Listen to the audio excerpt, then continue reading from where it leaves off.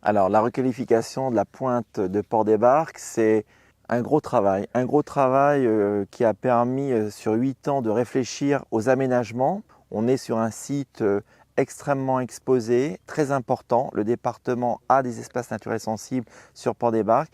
Et le sujet, c'est effectivement de concilier cette nature avec la pression touristique, faire en sorte que les gens y viennent avec plaisir et qu'ils puissent découvrir et coexister avec une nature que l'on va conserver. Voilà, donc c'est les aménagements qui permettent d'avoir une piste cyclable, ces 3 km qui sont développés.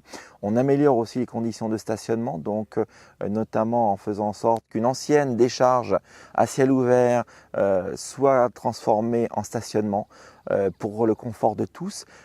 Permettre effectivement à ce que les gens soient bien accueillis, que l'usage du vélo puisse se développer et de faire en sorte que on fasse coexister personnes venant en voiture, mais aussi les piétons ainsi que les cyclistes. La requalification de la pointe de Port-des-Barques s'inscrit aussi effectivement dans un espace beaucoup plus important. On est à l'embouchure de la Charente, on est sur un grand site. On est vraiment à une intersection entre mer et terre. Et c'est vrai que c'était important pour nous de porter un effort conséquent pour Port-des-Barques.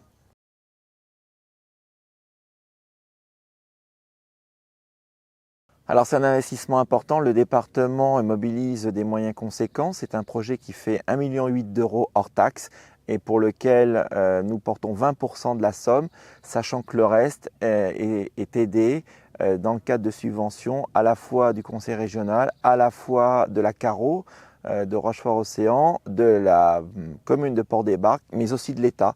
On a un soutien très fort de la part de l'État et de la même façon de l'agence de l'eau à Dourgaronne.